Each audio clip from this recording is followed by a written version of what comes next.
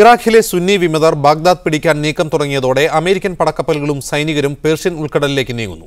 ഇറാനുമായി യോജിച്ച സൈനിക നീക്കം സംബന്ധിച്ച് ഇരു രാജ്യങ്ങളിലെയും സൈനിക ഉദ്യോഗസ്ഥർ ചർച്ച നടത്തിയതിനെ തുടർന്നാണ് ഈ നീക്കം. ഇതിനിടെ വിമതർ ബാഗ്ദാദിന് 60 കിലോമീറ്റർ അകലെ എത്തിയതായി CNN റിപ്പോർട്ട് ചെയ്യുന്നു. ബാഗ്ദാദിലെ US എംബസി കേന്ദ്രീകരിച്ച് സൈനിക ഉദ്യോഗസ്ഥരും നിലവിൽ ഇറാഖിലുള്ള അമേരിക്കൻ സൈനികരും സുരക്ഷാ കാര്യങ്ങളിൽ ഇറാഖ് സൈന്യത്തെ സഹായിക്കുന്നുണ്ട്. ഇതുകൂടാതെയാണ് ജോർജ് എച്ച് ബുഷ് പടക്കപ്പൽ ഉൾപ്പെടെ 5 യുദ്ധക്കപ്പലുകൾ പേർഷ്യൻ ഉൾക്കടലിലേക്ക് നീങ്ങിയത്. 500 സൈനികരും 100ഓളം ഹെലികോപ്റ്ററുകളും നിലവിൽ US എംബസി കേന്ദ്രീകരിച്ച് നിലയുറപ്പിച്ചിട്ടുണ്ട്. ഇത് ഇറാഖിലുള്ള അമേരിക്കൻ പൗരന്മാരുടെ സുരക്ഷ ഉറപ്പുവരുത്താനാണ്. വടക്കൻ ബാഗ്ദാദിന്റെ 60 കിലോമീറ്റർ അകലെ വരെ വിമത സൈന്യം എത്തിക്കഴിഞ്ഞു. എന്നാൽ ഇറാനിൽ അമേരിക്കൻ സൈന്യം ഇറങ്ങുന്നത് സംബന്ധിച്ച് ഇപ്പോഴും അവ്യക്തത നിലനിൽക്കുകയാണ്. അമേരിക്കൻ കോൺഗ്രസിലെ റിപ്പബ്ലിക്കൻ അംഗങ്ങൾ ശക്തമായ എതിർപ്പാണ് ഉയർത്തുന്നത്. ഇറാനുമായി സൈനിക സഹകരണത്തിൽ ഏർപ്പെടുന്നതിനോടും റിപ്പബ്ലിക്കൻ അംഗങ്ങൾക്ക് വിയോജിപ്പുണ്ട്. News desk media 1. ഇറാഖിലുള്ള ഇന്ത്യക്കാരെ നാട്ടിലെത്തിക്കാൻ സർക്കാർ UN-ന്റെ സഹായം തേടി. ഇറാഖിലെ ഇന്ത്യൻ നഴ്സുമാരെ റെഡ് ക്രസന്റ് സംഘം സന്ദർശിച്ചു. ഇന്ത്യക്കാരുൾപ്പെടെയുള്ളവരുടെ സുരക്ഷ ഉറപ്പുവരുത്താൻ റെഡ് ക്രസന്റ് പ്രത്യേക ദൗത്യ സംഘത്തെ നിയോഗിച്ചതായി റീജിയണൽ ഉപമേധാവി യഹിയ ഖലീൽ മീഡിയ 1-നോട് പറഞ്ഞു. ഇറാഖിൽ കഴിയുന്ന ഇന്ത്യൻ പൗരന്മാരെ ഇന്ത്യയിലെത്തിക്കാനുള്ള സഹായം UN-നോട് അഭ്യർത്ഥിച്ചിട്ടുണ്ടെന്ന് കേന്ദ്ര വിദേശകാര്യ സെക്രട്ടറി സയ്യിദ് അക്ബറുദ്ദീൻ പറഞ്ഞു. ഇന്ത്യ ഗവൺമെന്റും സത്വര നടപടികൾ സ്വീകരിക്കുന്നതായും അദ്ദേഹം പറഞ്ഞു. The Embassy of India in Baghdad is providing us updated reports on their contacts with the Indian nationals in the affected areas. കലാപം നടക്കുന്ന പ്രദേശങ്ങളിലുള്ള ജനങ്ങൾ കഴിയുന്നത്ര വീടുകളിൽ തന്നെ ഇരിക്കണമെന്നും ഇന്ത്യയിലേക്ക് സ്വന്തം നിലയിൽ വരാൻ കഴിയുന്നവർക്ക് അതിന് ശ്രമിക്കാവുന്നതാണെന്നും സർക്കാർ നേരത്തെ വ്യക്തമാക്കിയിരുന്നു. ഇറാഖിലുള്ള ഇന്ത്യക്കാരുടെ സഹായത്തിനായി 24 മണിക്കൂറും പ്രവർത്തിക്കുന്ന ഹെൽപ്പ് ലൈൻ സംവിധാനം ബാഗ്ദാദിലെ ഇന്ത്യൻ എംബസിയിൽ ഒരുക്കിയതായി കേന്ദ്രം അറിയിച്ചു. ഇന്ത്യക്കാർ ഇറാഖിലേക്ക് പോകുന്നത് കേന്ദ്ര സർക്കാർ വിലക്കിയിരുന്നു. അതേസമയം ഇറാഖിൽ കുടുങ്ങിയ നഴ്സുമാർ സുരക്ഷിതരാണെന്ന് അവരെ സന്ദർശിച്ച റെഡ് ക്രോസ് സംഘം അറിയിച്ചു. ഇറാഖിൽ കുടുങ്ങിക്കിടക്കുന്ന ഇന്ത്യക്കാരുൾപ്പെടെയുള്ളവരുടെ സുരക്ഷ ഉറപ്പുവരുത്താൻ റെഡ് ക്രോസ് പ്രത്യേക ദൗത്യ സംഘത്തെ നിയോഗിച്ചതായി റെഡ് ക്രോസ് റീജിയണൽ മേധാവി യഹിയ ഖലീൽ പറഞ്ഞു. When we visit, we make sure that the living conditions and the detention conditions are up to international standards and to minimum acceptable standards for the detainees. ഇറാഖിൽ കുടുങ്ങിയ 44 മലയാളി നഴ്സുമാരെ നാട്ടിലെത്തിക്കാൻ നിർദ്ദേശം നൽകിയതായി പ്രവാസികാര്യമന്ത്രി KC ജോസഫും അറിയിച്ചു. News desk media 1. ചില സാമൂഹ്യ വിഭാഗങ്ങളെ അടിച്ചമർത്തുകയും വിവേചനം കാണിക്കുകയും ചെയ്തതിന്റെ പ്രത്യാഘാതമാണ് ഇപ്പോൾ ഇറാഖിൽ ഉണ്ടായിട്ടുള്ളതെന്ന് ഖത്തർ വിദേശകാര്യമന്ത്രി ഖാലിദ് അൽ അത്വിയ. അനീതിയും വിവേചനവും ഒടുവിൽ വിദേശ അധിനിവേശത്തിലേക്ക് നയിക്കുമെന്നും ഖാലിദ് അൽ അത്വിയ പറഞ്ഞു. ഇറാഖിൽ പാശ്ചാത്യ രാജ്യങ്ങളുടെ ഇടപെടൽ കാര്യങ്ങൾ കൂടുതൽ വഷളാക്കാനേ ഉപകരിക്കൂവെന്ന് അമേരിക്കയിലെ Qatar ambassador Nasser bin Hamad Al Khalifa ട്വിറ്ററിൽ കുറിച്ചു.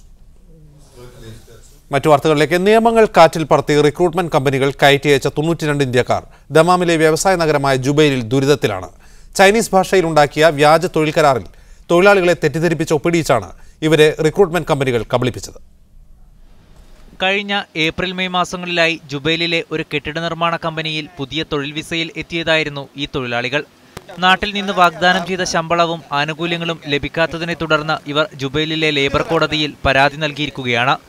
തൊഴിലാളികളെ ആവശ്യപ്പെട്ടുള്ള പത്രപരസ്യത്തിലും എമിഗ്രേഷൻ രേഖകളിലും തൊഴിലാളികൾ അംഗീകരിച്ച അടിസ്ഥാന ശമ്പളം രേഖപ്പെടുത്തിയിരുന്നുവെങ്കിലും നാട്ടിൽ വെച്ചൊപ്പിട്ട ചൈനീസ് ഭാഷയിലും ഇംഗ്ലീഷ് ഭാഷയിലുമായി തയ്യാറാക്കിയ കരാറിൽ ശമ്പളം കുറച്ചു കാണിക്കുകയായിരുന്നു.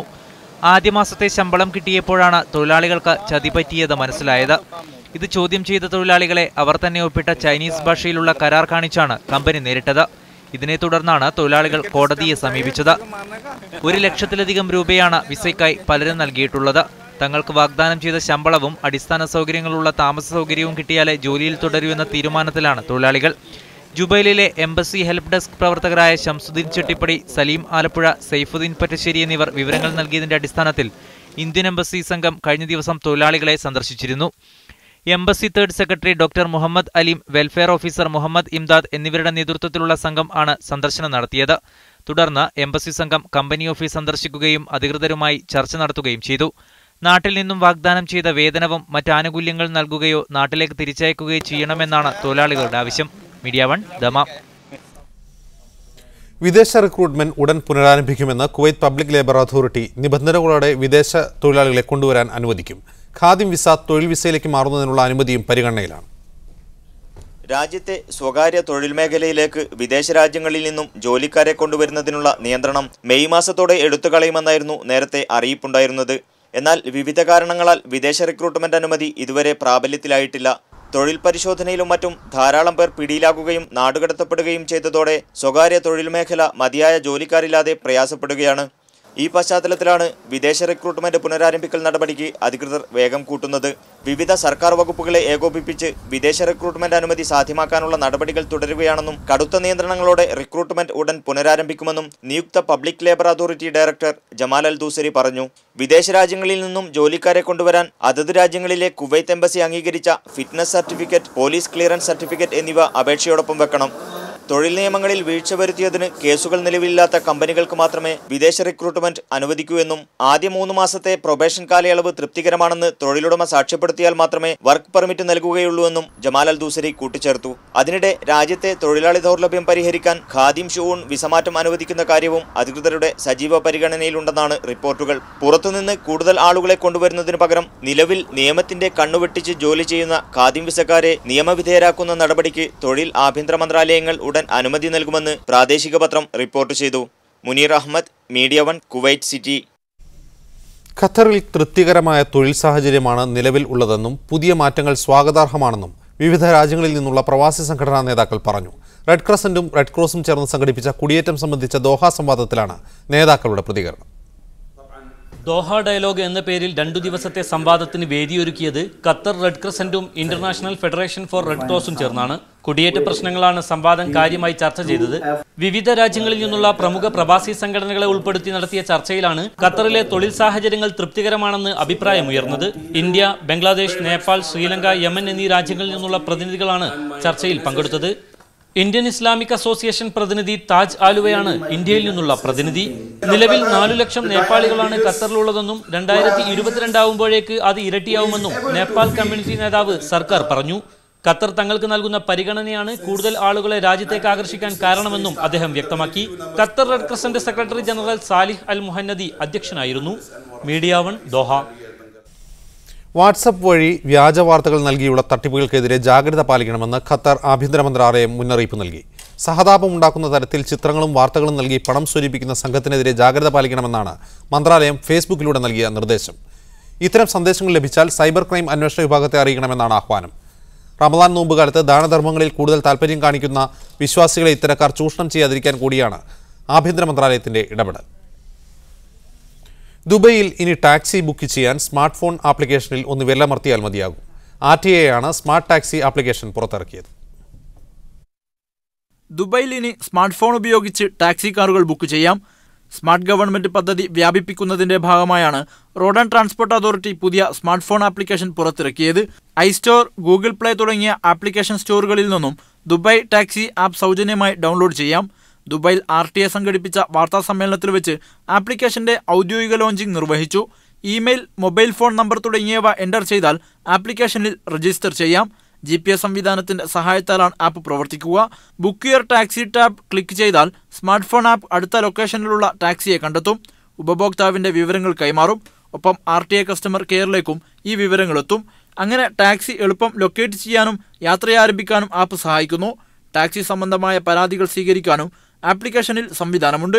വിനോദസഞ്ചാരികൾക്കും മറ്റും ഏറെ പ്രയോജനപ്രദമാണ് പുതിയ ടാക്സി സ്മാർട്ട് ആപ്പ് എന്ന് RTA transportation system director Adil Shakri പറഞ്ഞു. നിലവിൽ SMS, ഫോൺ കോൾ എന്നിവയിലൂടെ ദുബായിൽ ടാക്സി ബുക്ക് ചെയ്യാനുള്ള സംവിധാനം നിലവിലുണ്ട്. നിരവധി പേരാണ് മണിക്കൂറുകൾക്കകം തന്നെ ടാക്സി ആപ്ലിക്കേഷൻ ഡൗൺലോഡ് ചെയ്തിരിക്കുന്നത്. Media 1, Dubai. അൽ-ഐനിൽ വാഹനാപകടത്തിൽ പരിക്കേറ്റ് ഗുരുതരാവസ്ഥയിൽ കഴിയുകയാണ് കൊല്ലം അഞ്ചൽ സ്വദേശി അനസ്. കരുണയുള്ളവരുടെ വിളിക്ക് കാതോർത്ത് കഴിയുന്ന ഇദ്ദേഹത്തെ പിഞ്ചുമക്കളും വൃദ്ധരായ രക്ഷിതാക്കളും നിസ്സഹായായ ഭാര്യയും കാത്തിരിക്കുകയാണ്. 2 മാസം മുമ്പ് അൽ-ഐൻ മസ്യാദിന് സമീപത്തെ മരുഭൂമിയിൽ ലാൻഡ് ക്രൂയിസർ മറിഞ്ഞായിരുന്നു അനസ് അപകടത്തിൽപ്പെട്ടത്. താൻ ഡ്രൈവറായി ജോലി ചെയ്യുന്ന സ്വദേശി കുടുംബവുമായി സഞ്ചരിക്കുന്നതിനിടെ അപകടത്തിൽപ്പെടുകയായിരുന്നു. അപകടത്തിൽ ഗുരുതരമായി പരിക്കേറ്റ് 2 മാസത്തോളമായി അൽ-ഐൻ ജീമിയ ആശുപത്രിയിൽ കഴിയുകയാണ് ഈ 34-കാരൻ. അപകടത്തിൽ 2 കാലുകൾ ഒടിയുകയും കഴുത്ത്, നട്ടെല്ല് എന്നിവയ്ക്ക് ഗുരുതരമായി പരിക്കേൽക്കുകയും ചെയ്തു. 1 മാസത്തോളം അബോധാവസ്ഥയിൽ വെന്റിലേറ്ററിലായിരുന്ന അനസിന്റെ നെഞ്ചിലെ എല്ലുകൾ പൊട്ടി ശ്വാസകോശത്തിന് മുറിവ് പറ്റുകയും ചെയ്തു. നെഞ്ചിനും കഴുത്തിനും ശസ്ത്രക്രിയ കഴിഞ്ഞെങ്കിലും നട്ടെല്ലിന്റെ ശസ്ത്രക്രിയ നാട്ടിലെ ആശുപത്രിയിൽ നടത്താനാണ് ഡോക്ടർമാർ നിർദ്ദേശിച്ചിരിക്കുന്നത്. പക്ഷേ അതിനു വരുന്ന സാമ്പത്തിക ചെലവ് ഇയാൾക്ക് മുമ്പിൽ ഒരു ചോദ്യചിഹ്നമായി മാറിയിരിക്കുകയാണ്. നാട്ടിലെ ഏതെങ്കിലും ആശുപത്രിയിൽ അഡ്മിറ്റ് ചെയ്യണമെങ്കിൽ തന്നെ ആദ്യം 2.5 ലക്ഷം രൂപ കെട്ടിവെക്കണം. പണിതീരാത്ത വീടും കിടപ്പിലായ രക്ഷിതാക്കളും എട്ടും പൊട്ടും തിരിയാത്ത 2 മക്കളും നിസ്സഹായായ ഭാര്യയുമാണ് ഇയാളുടെ ആകെയുള്ള സമ്പാദ്യം. അറബിയുടെ കുടുംബത്തിന്റെ 2 മാസത്തെ പിന്തുണയുണ്ടായെങ്കിലും വാഹനത്തിന് ഇൻഷുറൻസ് പ്രശ്നമുള്ളതിനാൽ നഷ്ടപരിഹാരം ലഭിക്കാൻ സാധ്യതയില്ലെന്നാണ് നിയമവിദഗ്ധർ പറയുന്നത്. 3 മാസം മുന്നേ റാസൽ ഖൈമയിൽ ജോലിക്കെത്തിയ അനസിന്റെ സഹോദരൻ അൻസലാണ് ഇപ്പോൾ കൂടെയുള്ളത്. തുടർച്ചയായി 2 മാസം അനസിന്റെ കൂടെ നിൽക്കേണ്ടി വന്നതോടെ സഹോദരന്റെ ഉള്ള ജോലിയും നഷ്ടപ്പെട്ടു. ലീവിന് നാട്ടിലേക്ക് പോവാനൊരുങ്ങുന്നതിനിടെയായിരുന്നു അനസിനെ അപകടം തേടിയെത്തിയത്. ഉപ്പ വരുമ്പോൾ വണ്ടി വാങ്ങിക്കണമെന്ന പൊന്നുമോളുടെ ഫോണിലൂടെയുള്ള സംസാരം ജീവച്ഛവമായി കിടക്കുന്ന ശരീരത്തോടെ ഇദ്ദേഹം കേട്ടുകിടക്കുകയാണ്. ബുധനാഴ്ച അനസും അൻസലും നാട്ടിലേക്ക് മടങ്ങുമ്പോൾ മനുഷ്യസ്നേഹികളുടെ സഹായം മാത്രമാണ് ഏക പ്രതീക്ഷ. ഹാരിസ് അരിക്കുളം, മീഡിയ 1, അൽ ഐൻ. ഈജിപ്തിൽ ജയിലിൽ കഴിയുന്ന അൽ ജസീറ റിപ്പോർട്ടർ അബ്ദുള്ള അൽ ഷാമിയെ ഈജിപ്ത് മോചിപ്പിക്കുന്നു. വിചാരണ കൂടാതെ 10 മാസമായി ജയിലിൽ കഴിയുകയായിരുന്നു. 147 ദിവസമായി ഇദ്ദേഹം നിരാഹാര സമരത്തിലായിരുന്നു. അതിനാൽ തന്നെ ആരോഗ്യം വഷളായിട്ടുണ്ട്. ചൊവ്വാഴ്ച ഇദ്ദേഹം ജയിൽ മോചിതനാകുമെന്ന് അഭിഭാഷകൻ ഷനാൻ സായിദ് പറഞ്ഞു.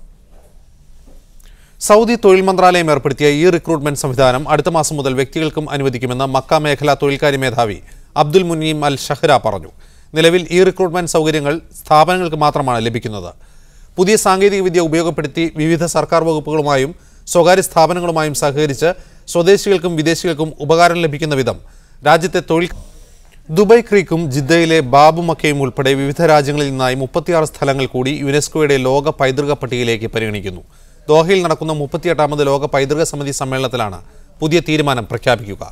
പുതിയ സ്ഥലങ്ങൾ കൂടി ഉൾപ്പെടുത്തുന്നതോടെ ലോക പൈതൃക സ്ഥാനങ്ങളുടെ എണ്ണം 1000 കവിയും. ഇതുകൂടാതെ 100ഓളം സ്ഥലങ്ങളുടെ സംരക്ഷണത്തെക്കുറിച്ചും ചർച്ച നടക്കുന്നുണ്ട്. ഖത്തർ മ്യൂസിയം ചെയർപേഴ്സൺ ഷെയ്ഖ മൗസയുടെ അധ്യക്ഷതയിൽ ചേരുന്ന സമ്മേളനം ഈ മാസം 25-ന് സമാപിക്കും.